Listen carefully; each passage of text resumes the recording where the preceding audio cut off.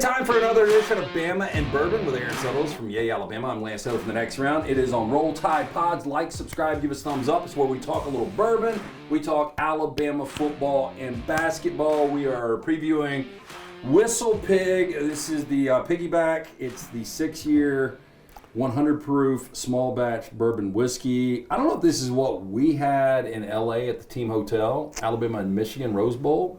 Yeah, I remember it cost a lot, whatever we had. Oh my God, I forgot. But everything cost a lot there. Yeah, but 2 shots for you and I. I forgot what the price was. point Was it $50? It was over $50. Yeah, it was pretty crazy. We'll tell you more about this bourbon in a little bit as I open it up. Bama and Bourbon always brought to you by the Beverage Place, Pink Package. Thanks to JJ Chan, all the fine folks there. We will give you more information on them as well. Alabama coming off.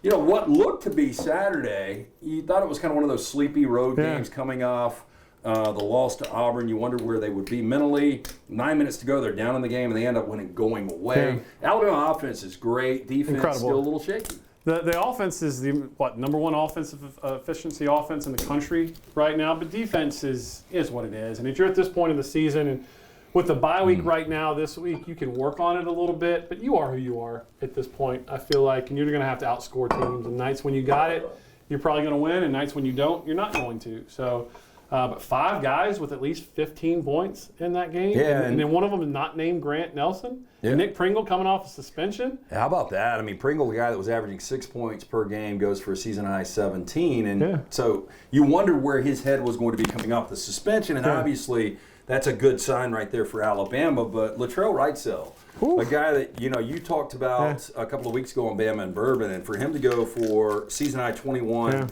and 10 rebounds. I mean, they've got so many people that can get involved offensively. Over the last month and a half, we talked about it here last week on Bama and Bourbon. Just his insertion into the starting lineup, his emergence in this offense has given them another score, which they don't really need in this offense, but he's more consistent, and he's been pretty consistent.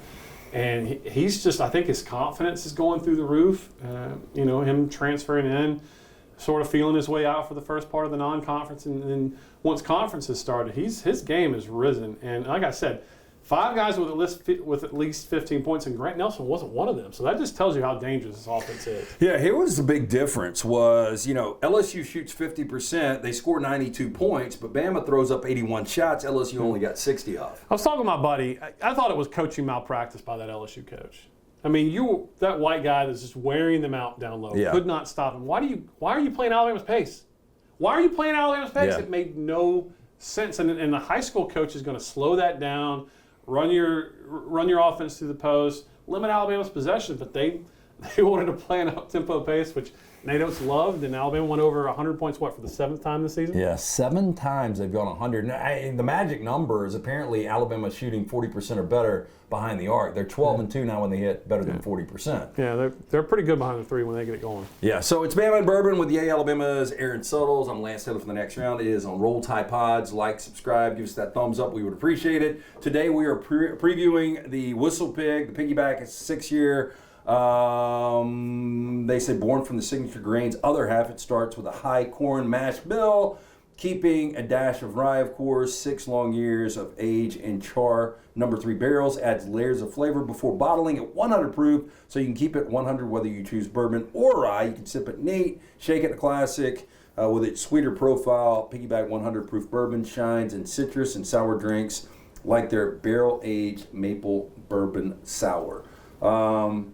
Dry February. I've got 2 more weeks of being miserable. I think, the 19th? No, I got 2 more after this. Did I tell you about the piece of furniture we're putting in our house? No.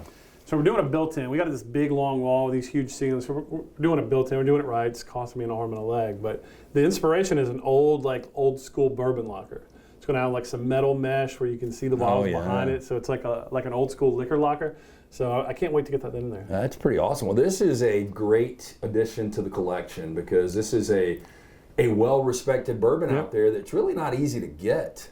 My wife first brought this home for me, I think this was before we were married. She brought a bottle home. She was on a work trip up in New Hampshire, and I'd never really gotten into it, but it's exploded since then. Oh, man, yeah, there's so many people down here that are the bourbon connoisseurs that absolutely love WhistlePig, and I've only had it a few times, so looking forward to this on March 1st. Probably bust that out. We'll see. Bama Bourbon always brought to you by the Beverage Place, located next to PGA Superstore on Highway 280. Pink Package located across from Target, next to Arby's on Highway 280. One-stop shop, liquor, beer, seltzers, wine, sodas, mixers, cigars, ice, even fresh lemons and limes.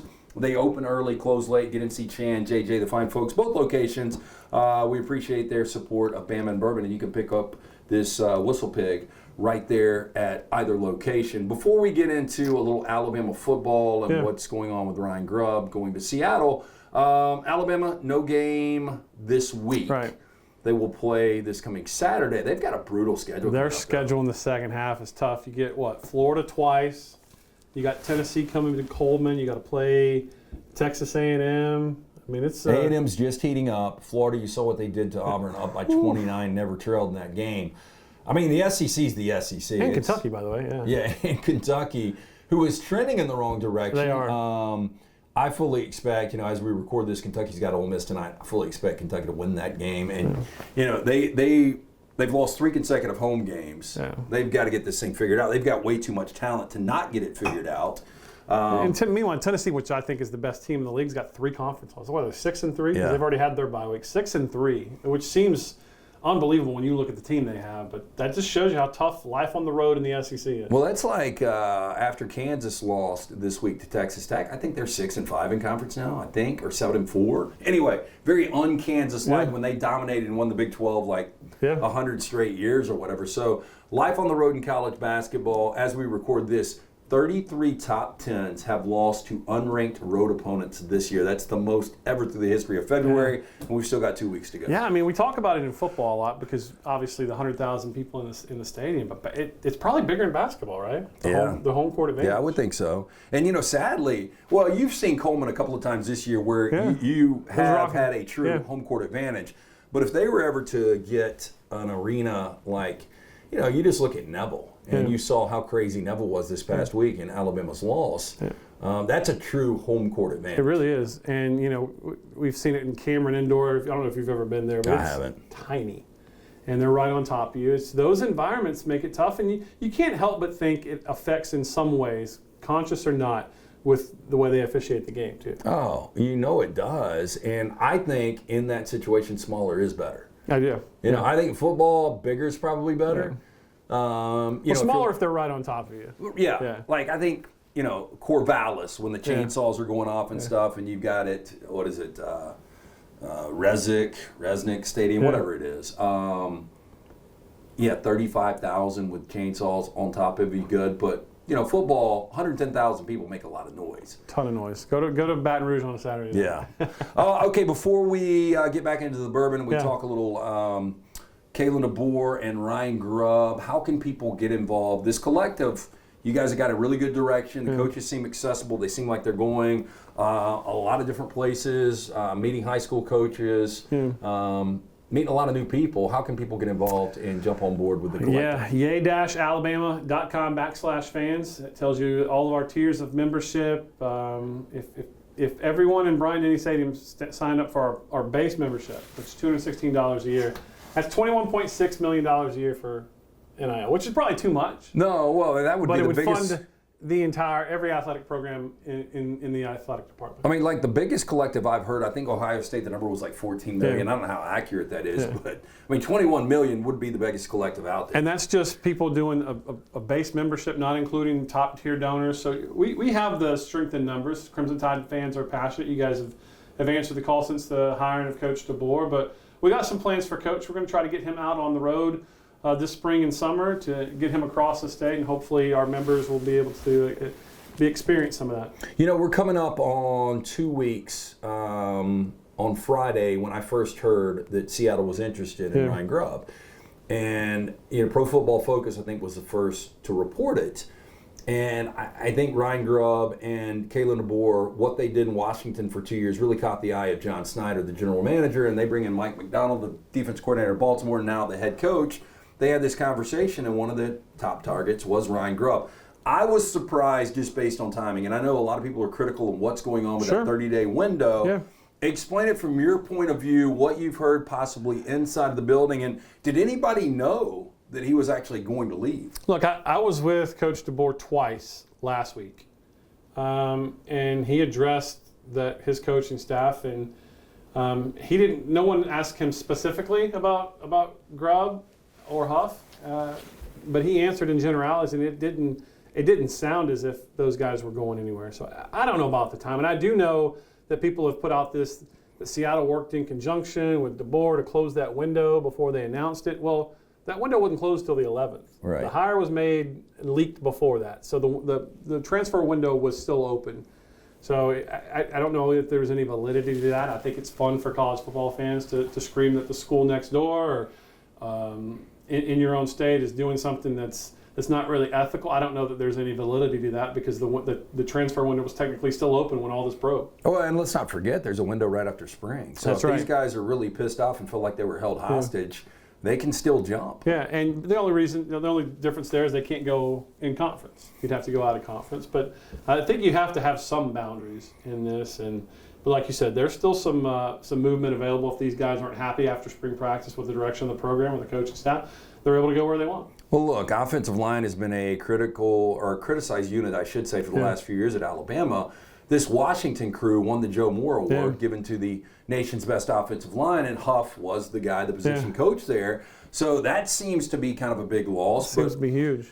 But Grubb and DeBoer, one of the things we heard was keeping this staff together was such a home run for Alabama, and now you lose a guy that Kalen DeBoer is so familiar with, so confident in, that he can, hey, you run the offense, I know exactly what you're doing, we're on the same page, and now DeBoer's got to take more of that responsibility. What do you think is next offensively for Alabama in this staff? There's rumor that there'll be co-OCs from guys and that Coach DeBoer will call his offense. I don't know. I haven't talked to Coach DeBoer. I'm sure he'll let us know in some regard what his intentions there are because he seems like he's pretty open with the media. Yeah, and it's what it seems like up until this point at least. Yeah, and I think if he's asked those questions, I don't think he's going to dance around it. So, I think the fact that we haven't heard peep from Ryan Williams, the 5-star receiver that they just recently got, that he's bothered by it, I think that probably injects some confidence into that building that he's sticking around and wants to play for Coach DeBoer. I do think, though, when you're in a place like Alabama, there's already enough distractions. Are you going to be pulled too thin if you're also calling the plays to be able to run the program? But it's a brand new day at Alabama. We've had the same things in place for 17 years, and now everything is different. So it's this first year, we're going to learn a lot. Well, yeah, look, I think Alabama got fortunate in who they hired. I will stick by, I think it's a really good hire. The Grubb loss is kind of an unlucky bounce because realistically, is there any chance Seattle's hiring this guy if he wasn't already in the city of Seattle? If I'm a Seahawks fan, I don't absolutely love the hire. He doesn't have any NFL experience at all. I didn't like the head coach hire. Yeah. But do you think, look, two things. I think it works both ways. Does Seattle even take a look at him if they hadn't been watching the last 2 years in Oregon? No. And does he even take that job based on the fact that, he's going back to Seattle, obviously. That's the thing. There's some comfortability of him already living there, knowing the area, and I don't know his family situation, but I think it's an uninspired. If I'm a Seahawks fan, I think it's for me an uninspired head coach hire, an uninspired offensive coordinator hire, just because there's so much unknown. Yeah, and how much of this is like where we are in NIL and transfer portal? We've seen 2 sitting head coaches on the staff already leave programs in Buffalo and South Alabama. We just saw a soon-to-be Big Ten program in UCLA lose their head coach to go into the Big Ten as an offensive coordinator. Yeah. So there's got to be something that is such a pain in the ass at the collegiate level that you don't have to deal with in the NFL. I agree on the principle. I don't use Chip Kelly as any example because the guy didn't like to recruit. He's always made it known he doesn't like to recruit. He just wants to call plays. He should have gone back to the NFL and just been an offensive coordinator. Listen, I don't think there's anybody watching that's going to feel sorry for these coaches. They make a lot of money. They make a lot of, and things have gotten tougher. Things have gotten tougher on everybody. Go to the grocery store and see how much milk costs. Things are tough across the board for everybody. So no one's going to feel sorry for you that you're making $10 million and your job's harder. Put your big boy pants on and go do it. Challenges are there, and there's not a magic cure-all pill that's going to get the game back to where it was 10 years ago. And what do we always credit Nick Saban for being the best at evolving? You got to evolve. Got to evolve. And look, I think people are excited about Kalen DeBoer. The thing about the Ryan Grubb move, though, and I guess you can't discount the fact that he's going back to Seattle. He's got a house there. His family's comfortable there. But if he has a bad year this year, he could be out in 1 year. And like, as much as people might think this Alabama product's going to drop, I will be shocked if it's worse than 9-3. So he had stability. Yeah. And like he was going nowhere for 3, 4, 5 years, even worst case scenario. And now it could be a one and done in Seattle. So I'm a little surprised just from a stability standpoint. Yeah, and you wonder, you could probably sit there and think, well, he can always come back.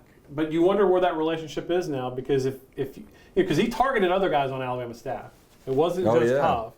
And so if you're Kalen, like, this has been my guy, and now he's rating my staff, and at a time that's very critical in my career. So I think you can all get past that. It's coaching. I think coaches tend not to take all that stuff personally, but I do think there's probably some hurt feelings, or I wouldn't be surprised if there's hurt feelings. Bama and Bourbon, it is where we sample a little bourbon. We talk Alabama football, basketball. This is the WhistlePig, the piggyback, the 6 years aged. Sip it neat or shake it in a classic. Of course, you can pick it up from our fine sponsors, Beverage Place, located next to the PGA Superstore on Highway 280. Pink Package, located across from the Target next to Arby's on Highway 280. One-stop shop, liquor, beer, seltzers, wine, sodas, mixers, cigars, ice, even fresh lemons and limes. How are we on the bourbon? Have you tried it? I didn't try it. I just confession time. I just came from the dentist, so I can't try it right now. But it smells great. It smells great. Yeah, and it's got a good reputation. I think people that are watching this show, if you're devoted fans of this, you know WhistlePig. See, this is the stuff I miss. Sipping a bourbon. It smells great. 1 o'clock in the afternoon with you. We'll be back in 3 weeks on that. But wherever you are watching this, pick up a bottle of this WhistlePig. It smells fantastic. Again, if you're in Birmingham or around our area, both the Beverage Place and Pink Package. Before we get out of here, again, Yay Alabama, how can people get involved in the collective? Yay-alabama.com/fans, Coach DeBoer, Coach Oats, all the programs need your support because it's as competitive. If you watched what Ohio State did this offseason, it shows you how competitive it is, and it's going to be. And it's crazy. I'm fascinated to watch this Ohio State thing play out because they've added so many pieces. I don't think it's as simple as just going and getting the best players.